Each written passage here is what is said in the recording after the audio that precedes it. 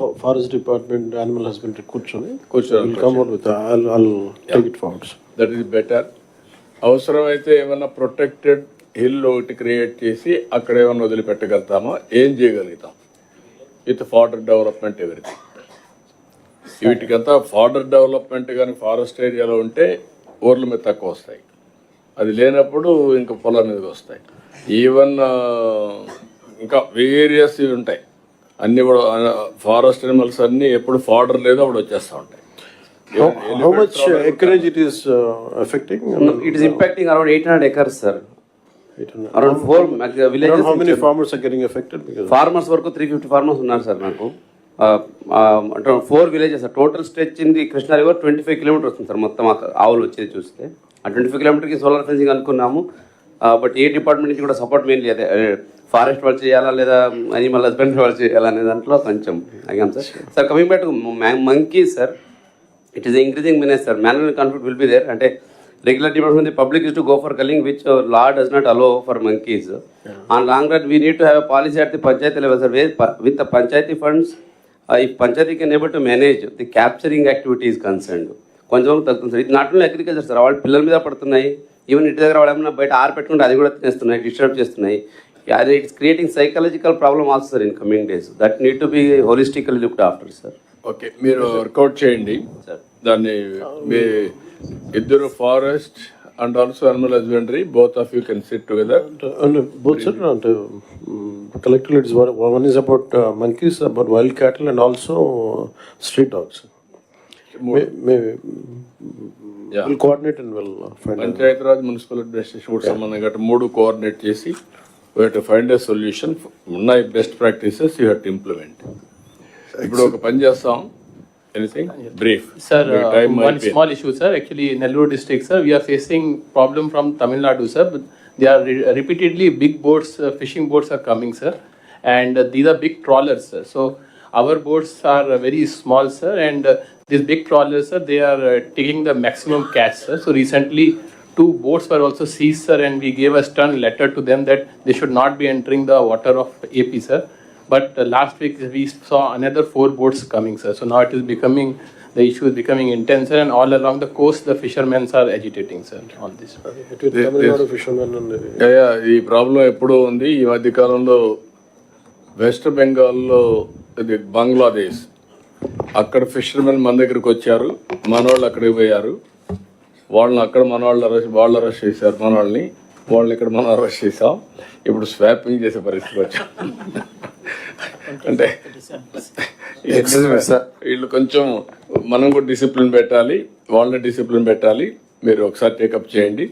ఎప్పటికప్పుడు fisheries department కూడా దీన్ని పెట్రోలింగ్ కూడా పెట్టుకొని మన బార్డర్స్ మనం కాపాడుకోవాలి. మనం కూడా ఎలాంటి వెజల్స్ కూడా మనం ఇవ్వాలి మన ఫిషర్మెన్కి కూడా డీప్ సీకి పోవడానికి. ఉన్నాయి సార్. నమస్తే సార్. మనకు 50 డీప్ సీ వెజల్స్ ఉన్నాయి సార్. ఆ 50 డీప్ సీ వెజల్స్లో ఇంకా 37 పెండింగ్ ఉన్నాయి సార్. గ్రౌండ్ చేస్తే మనకు మీరు తీసుకోండి, ఎన్ని కావాలో మనం వర్కౌట్ చేసి కొంత ప్రొవైడ్ చేద్దాం మన వాళ్ళకి. సార్ ఒంగోలులో కూడా సేమ్ ప్రాబ్లం ఉన్నది సార్. అట్లీస్ట్ ఒక్క బోట్ అయినా ఇస్తే కనుక కొద్దిగా ప్రొటెక్టివ్గా ఉంటుంది సార్. అక్కడ అయితే అన్నీ కూడా మీరు రాసుకొని ఎన్ని కావాలో అవి వర్కౌట్ చేసి మీ దగ్గర ఫండ్స్ లేకపోతే చెప్పండి, ఏం చేయాలి నేను గైడ్ చేస్తాను. Will provide funds. Marine policing ఉంది కానీ అంత యాక్టివ్గా లేదు. ఎంత ఉంది మన దగ్గర marine police? Domestic control station ఇచ్చారు సార్ అలాంగ్ ద కోస్ట్. వాళ్ళకి మనం పెట్రోలింగ్ బోట్ కూడా ఇచ్చాం సార్ గవర్నమెంట్ ఆఫ్ ఇండియా దగ్గర నుంచి. కానీ క్రూకి ఓఎండ్ఎంకి మనం డబ్బు ఇవ్వట్లేదు సార్. సో బోట్స్ అన్నీ ఉన్నాయి కానీ పని చేయట్లేదు సార్. ఎవరి కంట్రోల్లో ఉంది ఇది? Marine control sir. కృష్ణబాబు మీరాలో ఉంటే ఎవరు? పోలీస్ సార్, డీజీపీ గారే మేనేజ్ చేస్తారు. Okay, write down. మధ్యాహ్నం రేపు టుమారో ఆఫ్టర్నూన్ వచ్చినప్పుడు ఇది కూడా మనం డిస్కస్ చేద్దాం. Tomorrow afternoon sir small issue sir. Dogs సంబంధించి మొత్తం 2,25,000 ఎస్టిమేషన్ వేసాం సార్. 1,33,000 ఇప్పుడు స్టెరిలైజేషన్ చేసాం సార్. ఇంకొక నియర్లీ 1 lakh ఉంది. రాబోయే 3 months లో అన్నిటి కంప్లీట్ అవుతుంది. ఆ విధంగా ప్లాన్ చేస్తాం. Okay, daily 2,000 sterilisation. Urban area చేస్తున్నారు, what about rural area? Sir మీరు స్టెరిలైజేషన్ ఒకటి సరిపోవట్లేదు సార్, అది కరిచేస్తున్నాయి. అది చాలా కంప్లైంట్ ఉంది. అది ఏంటంటే between animal rights human rights మధ్యలో కొట్టుకుంటూ ఉన్నారు. అది సుప్రీంకోర్టు ఈ మధ్య ఆర్డర్ ఇచ్చిన తర్వాత కొద్దిగా యాక్టివ్ అయ్యాం.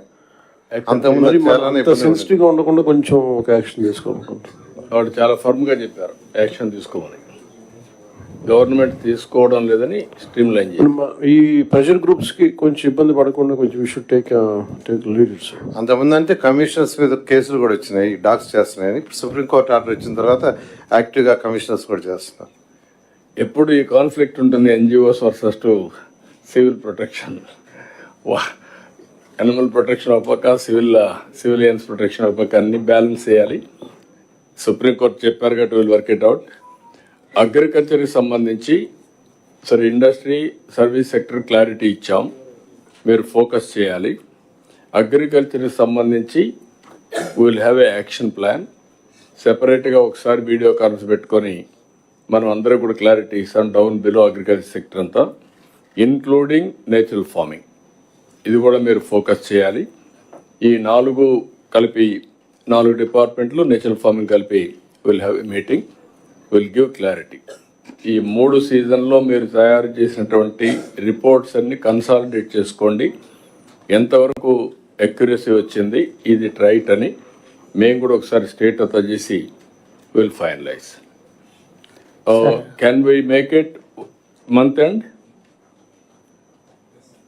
మీరంతా గురించి డేటా అంతా కలెక్ట్ చేసి మంత్ ఎండ్కు ఖరీఫ్ రబీ ఖరీఫ్